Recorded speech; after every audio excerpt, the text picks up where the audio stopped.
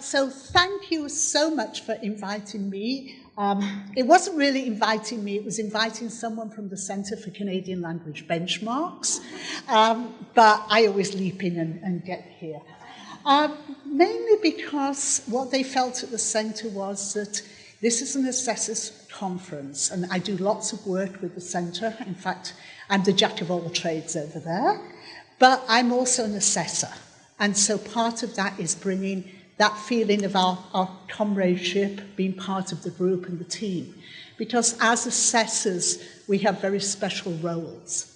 So as you can see as well, I'm the old lady, so I'm very easy to remember because my name is A. Senior. I have all those houses across Canada. You know, you see my name everywhere. A Senior's residence, A Senior's house. So what it means is that you can't forget me. So if you have questions, feel free to get in touch with me at any stage. I'm also dithering here because as I get older, I lose height, so I've got my 5-inch heels on.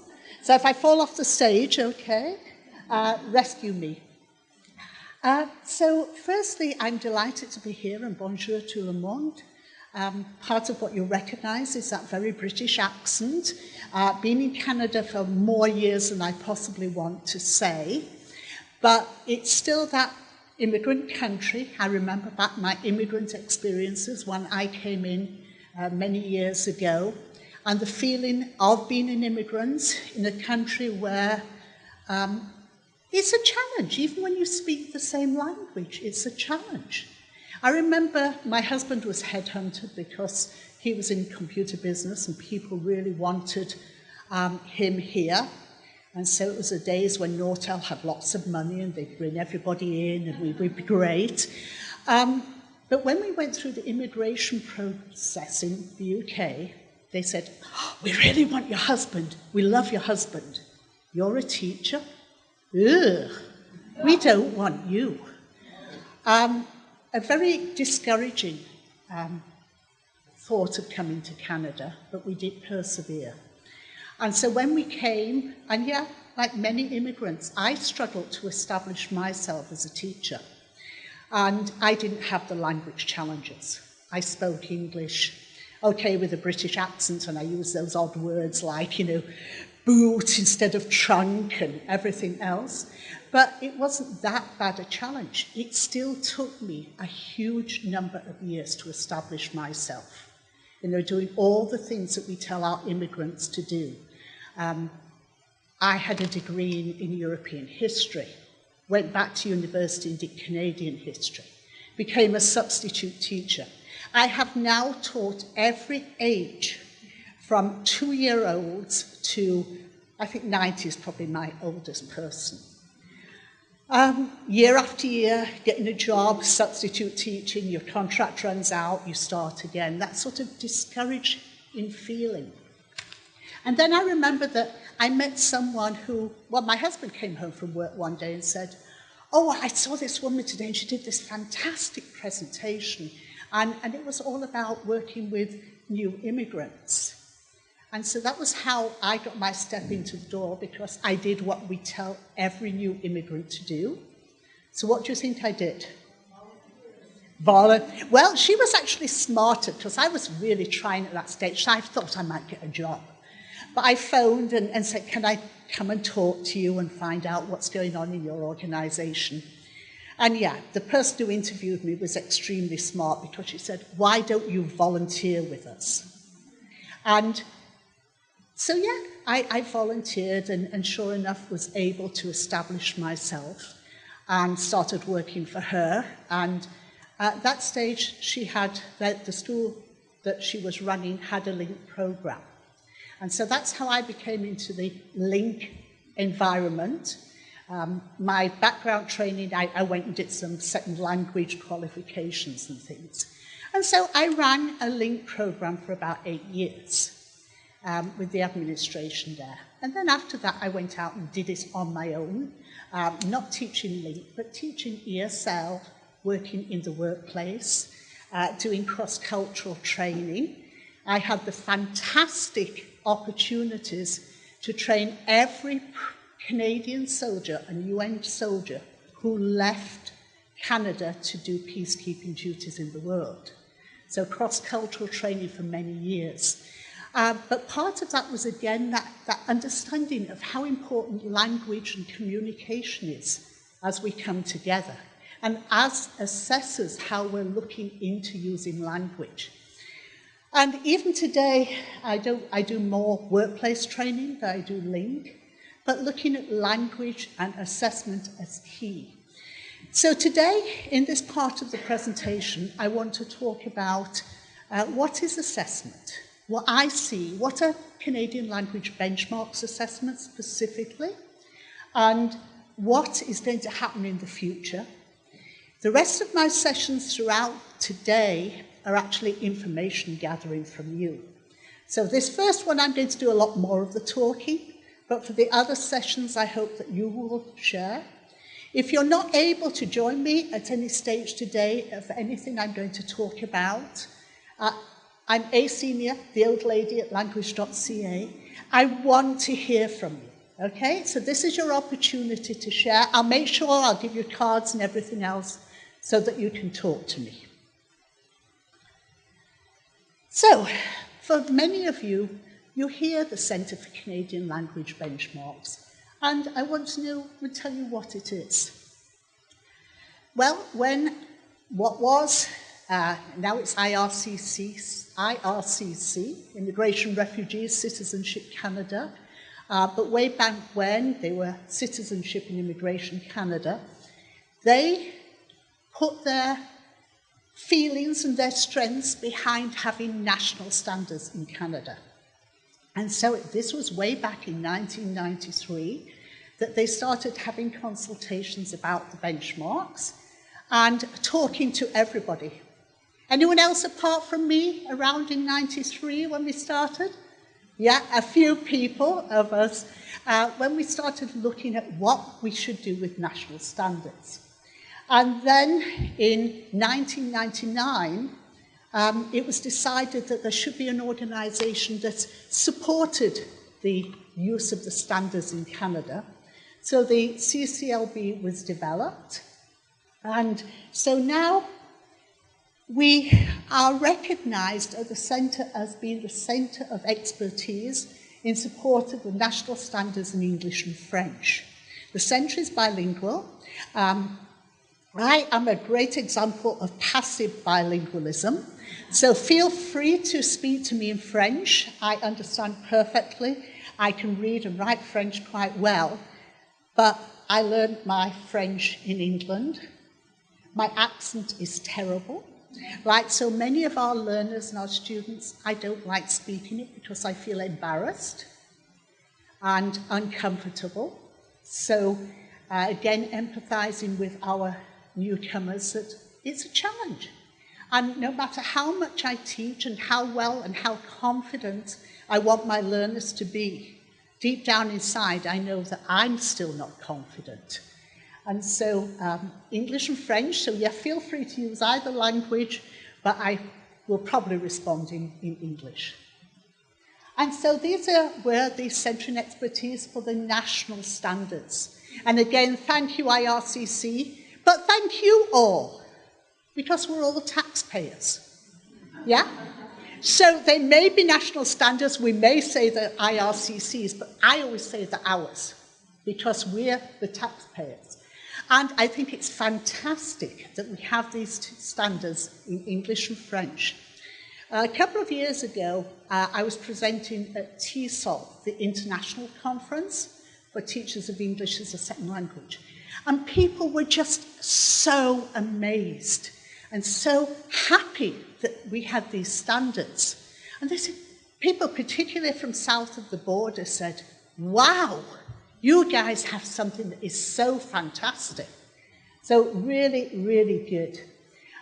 Key words in there, of course, second language proficiency of adult immigrants. And the standards were developed for adult immigrants. We're currently trying to explore ways of seeing whether they may be applicable to slightly younger age groups. My own personal feeling is that 14 to 18-year-old group might well fit into the benchmarks because there's so much of an overlap.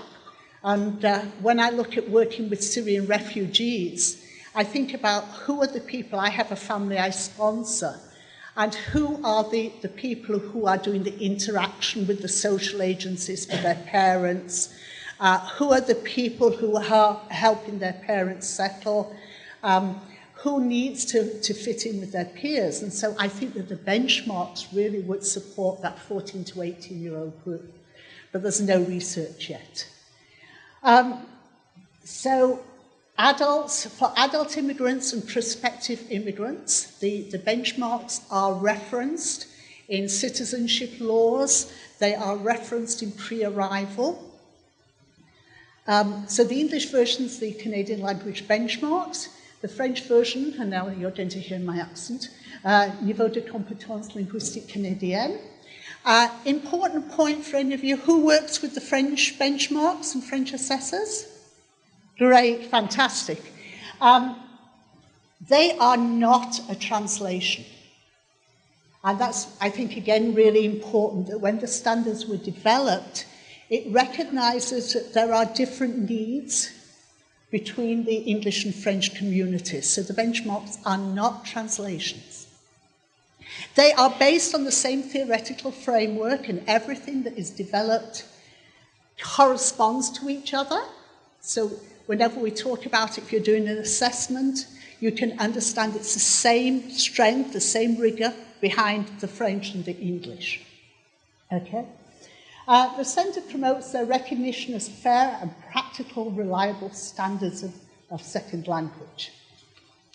And they were developed to be used in the education, training, community and workplace settings.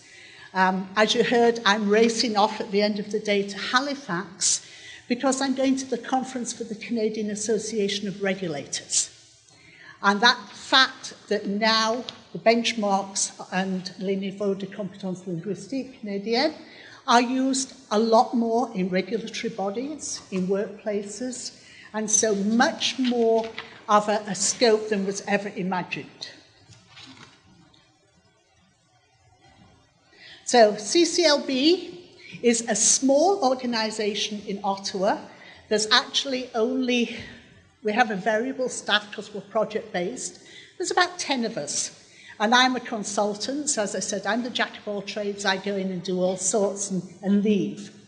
But they are always happy to help. And they have developed standards frameworks. So when we talk about the Canadian language benchmarks, we have to remember that these are not tests, these are not tools, they are standards or they are frameworks. So that everything we do is based on our national standards.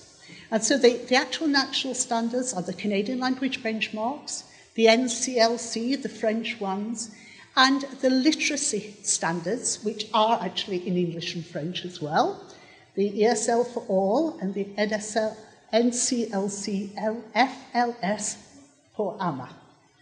And none of those are translations of each other. So then the centre develops support documents to go with it. If you're in teaching, you will have probably become very familiar with the support kits, the new literacy support kits, develops resources, the can-do statements. Any of you who are referring your clients on to employment-based programs may want to use as well the can-do statements for employment. If you haven't seen them, do go to them. They're quite useful. We also have other workplace tools, such as, what do we have? The I've forgotten the name of the work resource kit. It's gone out of my head. There is a book, a great book on workplace. There's the It's Essential website, which is Workplace. So lots of resources there that you can go to and pick and choose. 99% of what we offer is free. Free because our funders fund us to do them. We develop and offer training and so that you again can do face-to-face training. We do a lot of online and web-based training. We love to support things like this. I think this is fantastic that you guys have this. In Ontario, we had a very similar one for 2 or 3 years. The Ministry of Citizenship and Immigration funded it, and it was great. That was the Ontario one. The opportunity to talk to our peers was fantastic. Now, for the last 2 years, they've made us do it online, electronically. It's useful. It's not quite as good, okay? The face-to-face and what you'll get out of talking to your peers today is fantastic. We benchmark occupations and tests. One of my major roles is I go out and do a lot of occupation-specific testing. Driving in from the airport last night reminded me that the last time I was here, I was doing a lot of work in Winnipeg, benchmarking audiology and speech-language pathology. So if you have a hearing issue here, I probably can recommend one of the hearing centres. I've visited them all, okay? And we came up with a benchmark which is used for that. We developed then occupation language assessments. When we benchmark, we go in and we actually sit there and we listen and we take notes. When we do an OLA, we use published documents like National Occupational Standards and things. So an OLA is really useful, but it's not quite as precise. We answer questions, and we answer questions all day long, and some of them are really challenging questions. Some of them are from new immigrants who simply need someone to talk to. They simply don't know where to go, and so they contact us. We'll get calls from all over the world. On Friday, I answered a call from Pakistan. I'm glad IRCC is here. We always keep talking to them that for some reason on their website, people still confuse CCLB with CLB. And so from all parts of the world, they'll phone in and say, okay, can you help me? What do I need? What tests do I need? What does the benchmark mean? So we'll do that. We advise funders. We try to work with them. So I'm on one of IRCC's committees, the Newcomer Language Advisory Body, and we develop assessments: formative, summative, low stakes, high stakes, and placement. Okay. So, you see the different kinds there. Formative, what's formative? I'm sorry? Where you're starting, almost, a bit ongoing. Anyone else? What's formative, really?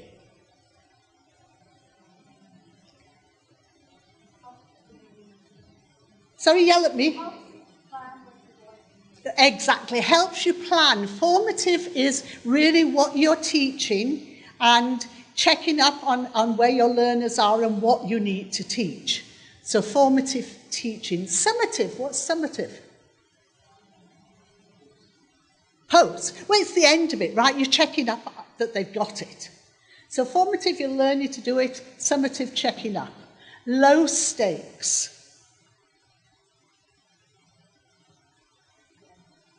CLBPT, okay, exactly, because it's for placement. If it's a low stakes test, it means that you can change your mind, you can adjust. We're not all perfect, and so if you're placing someone into a class, you can fix it if you've not quite got it right? Because we all know that an assessment is what that learner is doing on that day, at that period of time, and there are many factors that influence that. We all have bad days. I felt so sorry for my learners because I went through this the other day. I'm getting older, as I keep telling you. And I had one of these tests where they were doing cognitive impairment tests, right? Well, they were asking me to remember things. But they had supposedly done the test. The test was booked for 10 o'clock in the morning on the telephone. So I'm all geared up, I've had my coffee, I'm hyper, I'm fine. Okay, they forgot. They phoned at 7 in the evening after I'd had a glass of wine. Okay? So, wasn't quite as good remembering as perhaps I had been earlier.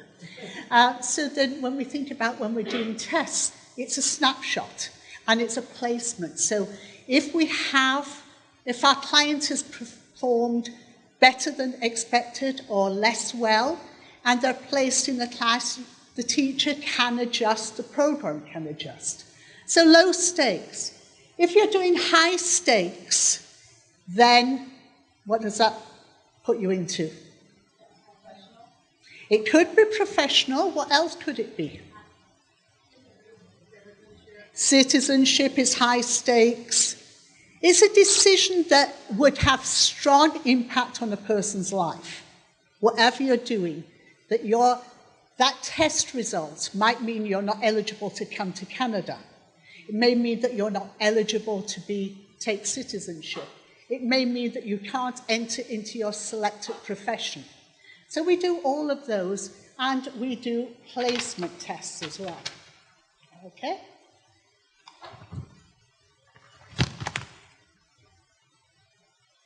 So this is where I get to the headlines and the good news. Okay. And we're in the process of working with IRCC and with the Centre for Education and Training to develop 2 new tests. First one will be a new placement test, and it will replace the CLBPT and the CLBA, and it will be developed. If you know both those tests, they're both placement tests. And it will be developed between the 2 test developers, and so that you will, in the end, ultimately have a new placement test. And at the moment, we're tentatively calling that the CLBPA. And so after the break, where it says CLBPT, it should be corrected to PA, because that's the one we're going to talk about. After the break, anyone who stays and chats with me at that stage will be giving me some input into what that test is going to look like, okay? And I'll give you a little bit more detail. So that's just starting. We're just actually wrapping up our negotiations with IRCC. They've told us the fund is in place. They've seen our plan. So there's just some little details to go. And 2 weeks ago, we got some great news from IRCC as well, that they are funding our new literacy placement tool. And I'm expecting that to be completed, finished out there by April next year. So we're having to really scoot to try and do that. And maybe we're in pilot or field testing.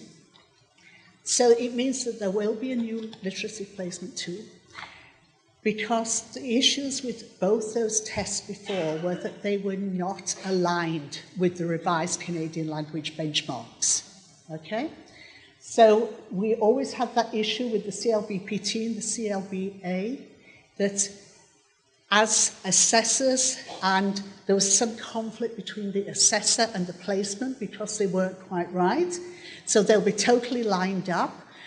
What will happen with those tests will be that we will be taking the best features of those tests and listening to you. So if you say things that, I can throw out some of the things in the assessor. When I use CLBPT, I'm still not sure, for example, about synonyms. What do I accept?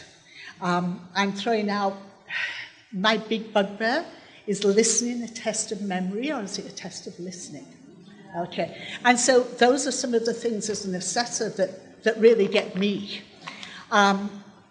So we'll be looking for your feedback. What do you find? And so if you're staying with me for the rest of the day, that's what we're going to really be doing, is what will help us. We can't design the test. There's always constraints around funding and what the funder wants us to do. But as assessors, what will make it easier for us and allow us to feel more confident about our results. Literacy placement tests, There are 2 tests out there right now. The one, again, done by the Centre for Education and Training. And that, to me, has a lovely feature, if you know it, because it has some of the tasks in the learner's first language. And so, again, what we're hoping to do when we build the new version of the literacy placement is to, again, take the best features. What would help you as a literacy assessor really find out what your learner needs? So the rest of the day, as I said, in those meetings, a lot of it is going to be you sharing with me and sharing with each other. Okay, so I have a little prize quiz that I'll work out afterwards what the prize might be, but how many Canadian language benchmarks and NCLC, that's the French tests, are there actually around at the moment? Okay? So your tables, see which table can come up with how many tests are there. So we've got a couple there. We've got the CLBPT and the CLBA. How many currently exist? Take a guess.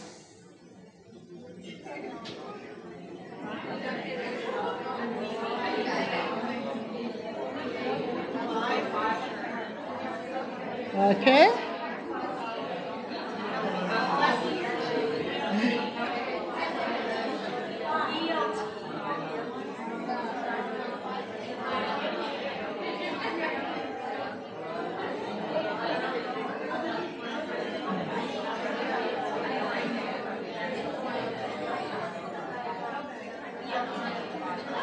Okay.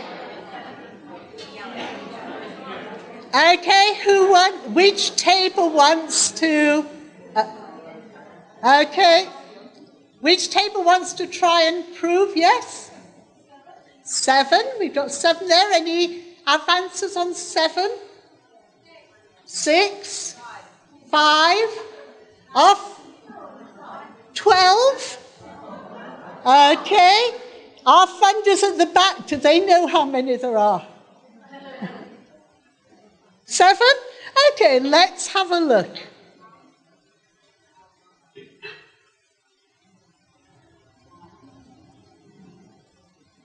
Two, 3, 4, 5, 6, 7, 8, 9.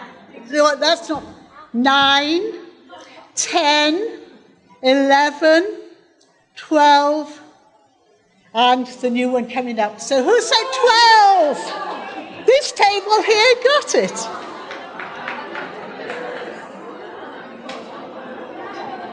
Okay, so we have to find something for this table. Okay, so 12. Amazing, right? And as assessors, I know as an assessor, I tend to just use 2. I use the CLBPT and I use the LPTs. So I use the 2 placement for literacy. But, wow, 12 CLB and CLC tests shows just how far we've come, right? So what does it mean to say that it's a CLB aligned test? Okay, so we've got back, it's a national standard for adults, in use for over 20 years. The actual first version of the CLB was in 1996. So that gives us a huge amount of credibility. Okay? The French version and the literacy versions, they follow the same theoretical framework, as I said. So as an assessor, I am really, really happy that my assessments are based on something that have a solid theoretical basis. That I can stand up and say that they are defensible tests. Okay? There may be areas I don't like about them. I may query myself that there are some things that are not working, but they are based on a defensible standard.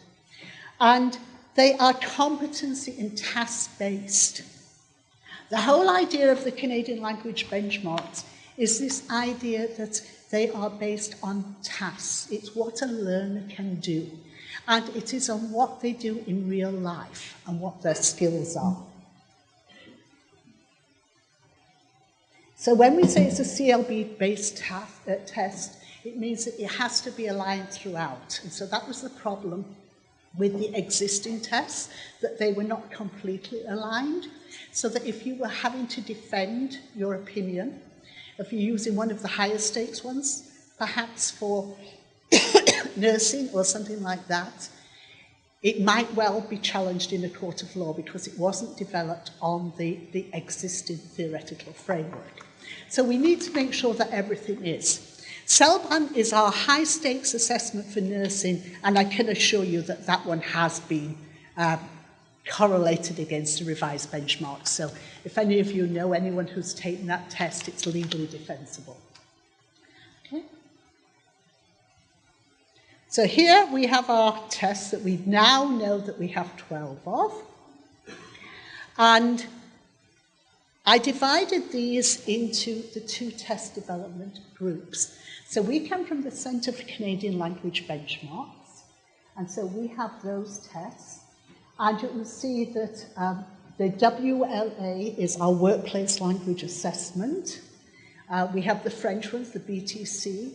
We have milestones, which is our high-stakes test, okay? And I know the next question everyone's going to ask me is what's happening to milestones, and I will defer that back to our funders, okay? It was used for program evaluation. I will just say that as with any high-stakes test, test development is one thing, test administration is another. It is very expensive to administer a high-stakes test because you have such high degrees of security that have to be involved. We should all be very cognizant of assessors, that we want to keep our test as valid as possible. And I'll be sharing this one afterwards, but, you know, I did a little bit of Googling just before I came here, just to see where we are.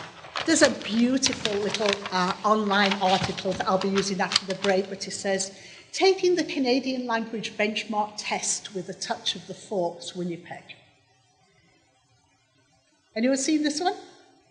I just Googled it. It tells me everything about the CLBPT test that I actually want to know if I was a test taker, okay? And some valid complaints about it. So test security is a huge issue because we know that you take a test like the CLBPT and we might say to our clients, don't share it, whatever. In normal conversation with people, things emerge and come out and, well, how long was the writing part? Oh, well, it was 30 minutes. Well, what did you have to do? And you can see it emerging without anyone consciously saying that they're giving away a test, right? And that's why it's a low-stakes test. We do, as assessors, try our very best to tell people not to share, but it happens. But if you're doing something that your livelihood or your future life depends on, you really want to make sure that that's as secure as possible. So when we do milestones administration, there's a lot of processes in place. It is a reliable test, and we hope it will be moving further. CELBAN at the bottom is our nursing test, which is a high-stakes test, and which, again, has every element of security built into it. And as an organisation, and we fund another organisation to administer it, they do a fabulous job and it's really tough. But last week they had to phone CCLB and say, sorry, we have detected that an assessment conducted in one of the Western provinces last week was probably compromised. There were 6 people that actually gave pretty closely identified answers in the writing section. And so test security is a huge issue. But those are our CLB ones. On the other side are the Centre for Education and Training. There, I won't say now, they used to be our competitors, they're now our friends, okay? Because when they developed the very first test, so that first one, the CLBA, was the first placement test that was developed. And so they started the test. That's the lengthy one. Anyone use that one? Yeah, a few people. It's a great test, but it can take a long time to administer, right? They actually say it can take up to 4.5 hours. Okay? And so it's a very comprehensive test, but it depends how far you're taking your client. So that was why then we were funded to do the CLBPT, because it was going to be a shorter version. So that takes up to it takes about 90 minutes, right?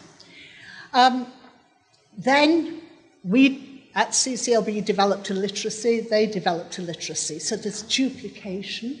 CCLB has the workplace language assessment. TSET has the ELTPA, which is another workplace assessment. So there's some duplication, so now we're working with each other to try and minimize the duplication and to try and find a better way of making sure that the tests are not as onerous and not as costly, and that they work together. So both CCLB and TSET are working on the 2 new tests, so that it will be one test that meets needs. The last one there is the CLB OSA, and it's on the other side as the NCLC AEL, which is the online self-assessment, which is it's a very low stakes test.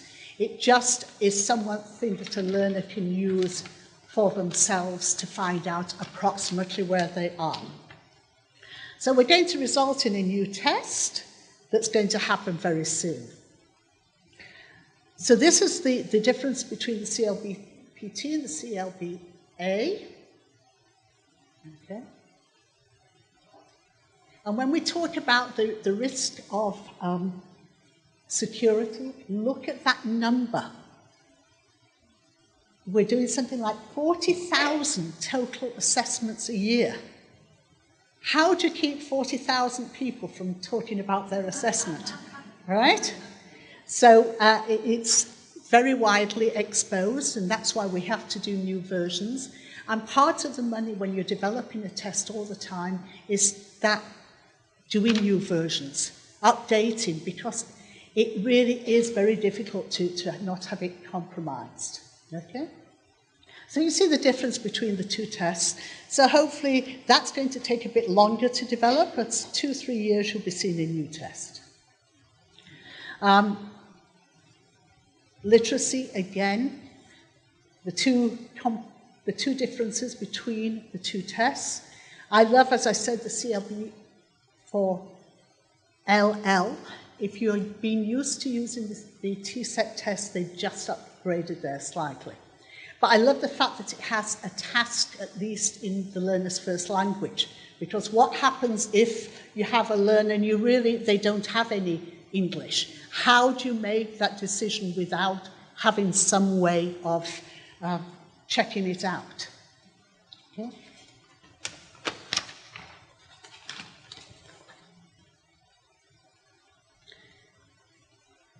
These are the workplace ones. Who uses these? Does anyone use them? A couple of people. They are out there and they're quite useful, but unfortunately, they're not as widely used as they should be. They're used for placing people into bridge to employment programs, particularly, or for workplace. And I really like them. I use them a lot.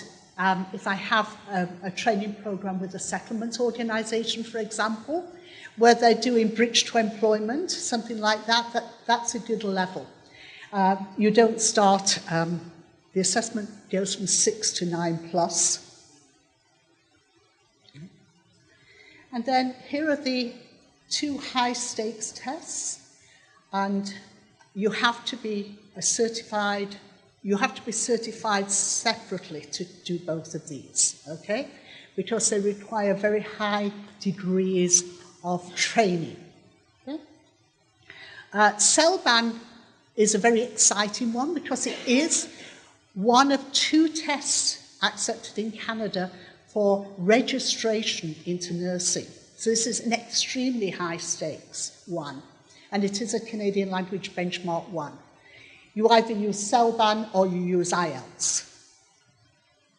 So the nurses, and what we hear from the regulatory bodies and the nurses is that they actually like CELBAN because it's very related to Canadian culture, Canadian nursing language. IELTS tests general academic language. CELBAN actually puts it into the nursing context. So we've had lots of great feedback on that, and this again is something that south of the border they're looking at because they don't test English language south of the border for nursing regulating. And so they keep looking at this and saying, oh, you guys do. And especially because all the nursing regulation happens from the States. Canadian nursing regulators, nurses are accepted for regulation from an office in the US. So Canadian nurses have to demonstrate their language and US nurses don't. But it is very, very widely accepted. And these are the online self-assessments. You don't have anything to do with them at the assessment centre, except it's good to reply and tell people about them. Literacy, we're going to talk about later today, and I really need your feedback. So I'm just looking how I'm doing, because I want to give you some time to talk. When we're developing a language test, I want to just talk a little bit about what we do so that you know how we start the process. We have to think, why are we doing this? What do we want to test? How much is it going to cost us to develop the test? That's the biggie. Piloting. And then protocols, security protocols. And one that we haven't really talked about yet, but which will have to come, is assessment training, assessor training. How do we train? What's different? CLBA assessors. How long training did you have? 5 days. They've now reduced it to 4, but they get 4 to 5 days, right? CLBPT training. 1 day, right? 1 day plus the extra pieces of info. But that's quite a significant difference in assessor training, right? 4 days versus 1 day. So we have to think of what is the optimal amount of assessor training that someone will need. Can we do it face-to-face? Can we do it some sort of electronic interaction? Then we have to think about test administration, recognizing the test and legal ramifications, yeah. As I said, we have to decide whether the test is defensible and at what level it has to be defensible.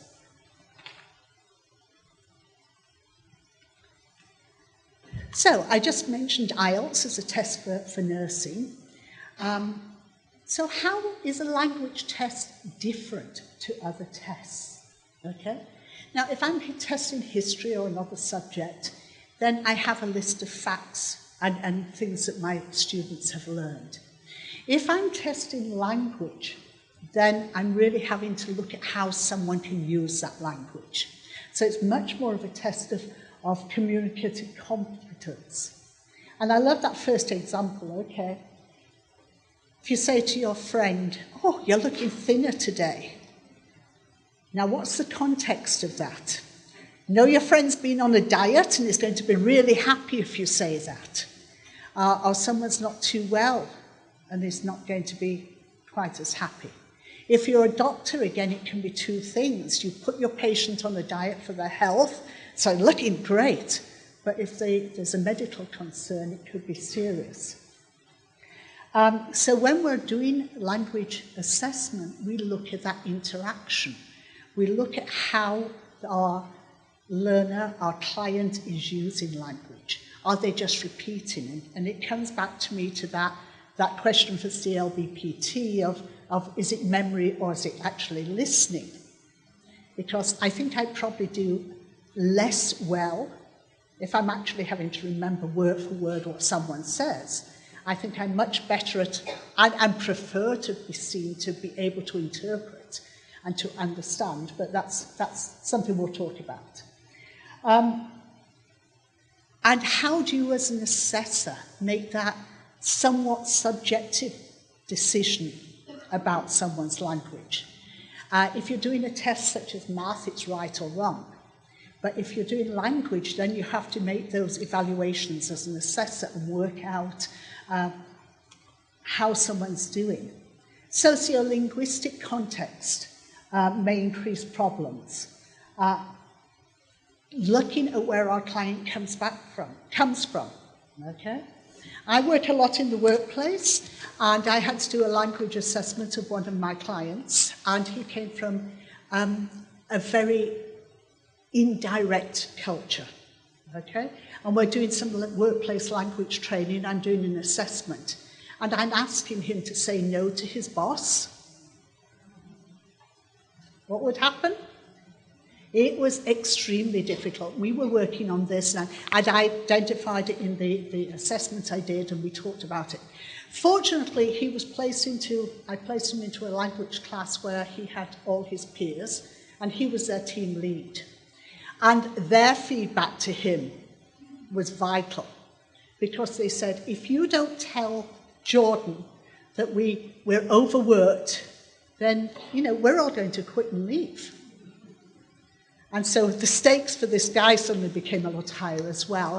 And so the sociocultural aspect of it was us in class working on how you say no when it's very much of an issue for you. I do joke, and this is totally true, that sometimes as a teacher I can go too far, because we worked very hard on this, and 3 weeks later the class came in, 6 of them, and said, "Great! Tam told Jordan yesterday that we couldn't do overtime on Saturday, that we were too stressed, too busy, and he'd have to hire someone else." And so everybody was really happy. His team was delighted. He got it. I was back in the company a year later, and I was walking down the corridor, and the VP of the company came up to me and he said, "Oh, Anne, I've got something to tell you. And before I tell you, I'm going to tell you it was perfectly great. It was fine. It was the right place, the right time." I said, "Okay, what?" He said, "We had a team meeting yesterday, and Tang, my student who was having problems, stood up in the meeting and said, 'You guys are all wrong. This is what we should be doing.'" I went, he said, "No, it was right. It was fine. It was a good place." So, sociocultural, and we'll go back to whether we learn it or not, but it's something that really can impact on how someone performs. So when we develop a test, we have to keep things in mind. This is very crowded, but you can see that as we develop a test, we have to make sure it's free of political, religious, or sexual connotation. We have to make it pertinent and relevant. There's nothing worse than trying to give a test to somebody who says, "Why am I doing this? What does it mean?" So it's got to be pertinent, relevant. So it has to be contextualized. It's got to be clear, objective, consistent, easy to understand. We are talking to people we're testing language. So if we can't write a test that's not clear and easy, then we're failing in our job. Culturally accessible, sensitive to candidates' needs, competency-based, and we have to give candidates, this is the idea when we do language training, we do assessment training, and as an assessor, we talk about always this bias for best. This idea that we give our clients the best possible opportunity to demonstrate how well they can use the language. And we also set up the test in a way that includes formatting, font size. I haven't gone into the idea of accommodations here, but when we're developing a test, more and more we have to think about this idea of accommodations and how do we be as inclusive as possible for our stakeholder groups. Currently working with a school board in Ottawa to develop benchmarks for the deaf. which is a great and interesting project, and how we work with the testing around that.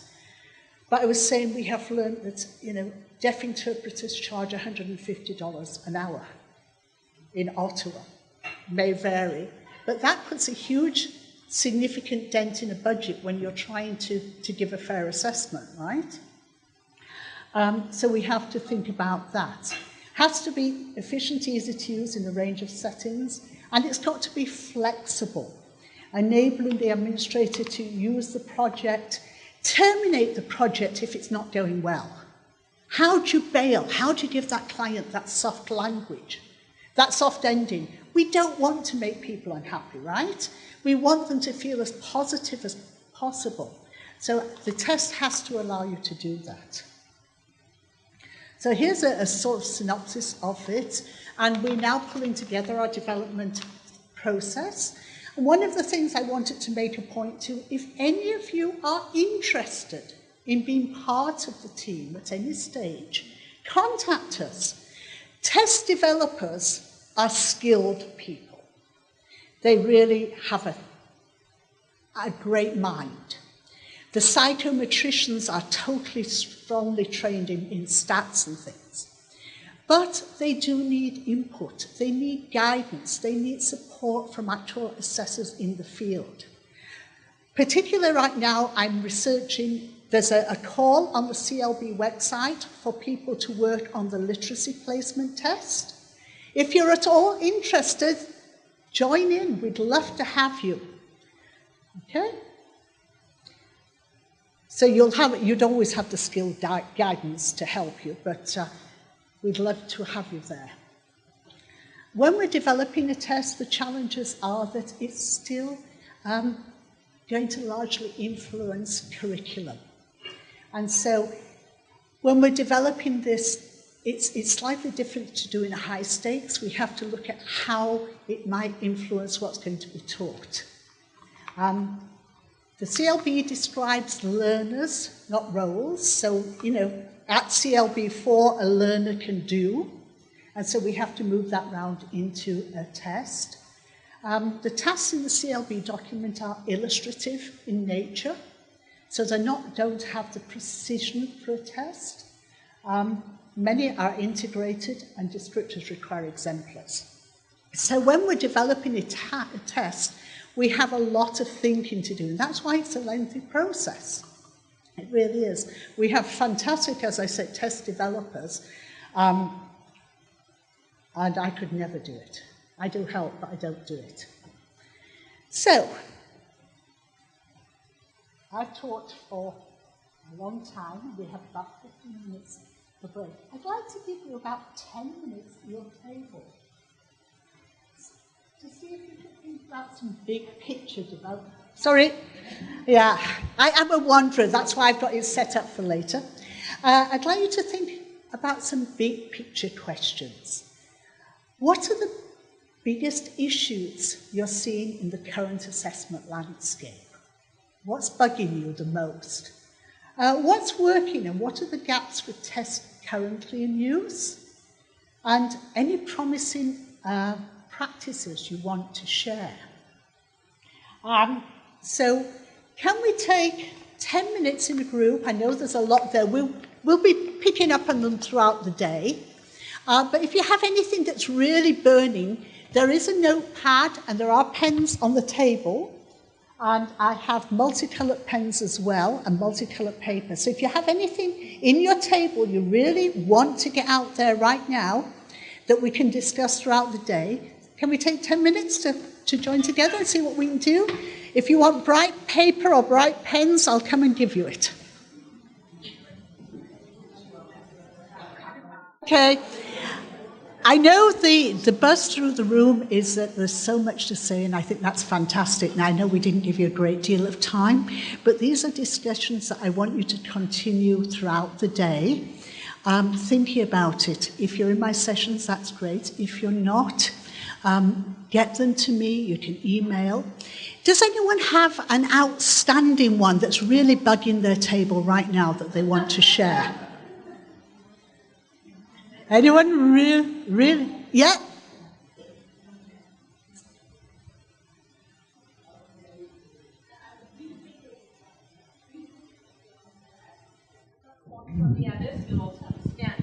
But about the listening and memory, we did have a discussion, and it has been discussed by you. Oh, thank you.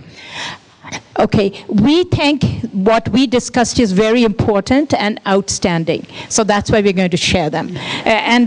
There could be a repetition, like where listening to assessments are concerned. As you mentioned, it is often a memory test, and so you're going to do something about it, and we are happy about it. So we're going to start with the positives, and then the other is the writing assessment. The number 3 topic that people have to write on when we are, as assessors, assessing them, the assessment levels jump in 2s, 0, 2, 4, 6, 8. We often feel we wish there was a number in between. Mm-hmm. Yeah. And yeah. So we consult each other and say, since that number in between is not there, which way do we go? Mm-hmm. So that's why we would like it to be more precise if possible. And the speaking assessment, our group thought that at higher levels when we are assessing speakers, if we could have more questions that are given to us than being subjectivity becoming playing a major role.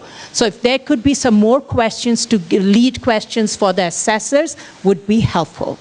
And now comes the question of CLBPA. And this is something that we are happy that finally this merger is going to happen and there'll be one assessment, because from the Saskatchewan point of view, we've had a lot of problems in recognizing what recognition does CLBPT have for college admissions and in opposed to CLBPA, CLBA. So I'm glad you're merging it. But we would like, along with it, some more points that are stressed on recognition. How it is going to be recognized, and let that process be fair and enable learners not come as a barrier. Because we find that about apprenticeships in Saskatchewan, they will accept CLBPT. Admission to basic ed programs, they will not accept often CLBPT as an assessment level of a learner. That we give as a final assessment in a progress report, they will not accept in some programs. So what will be the recognition, how it will be recognized, what program? I hope there will be adequate consultation about it. And the last point is literacy assessors, so that those who can assess literacy levels. It should not be an option. It should be compulsion. Everybody should have it. And why we are told that this literacy assessment will be available tomorrow or this month, if you can't, join. It's not a question of option. It should be everybody must take it.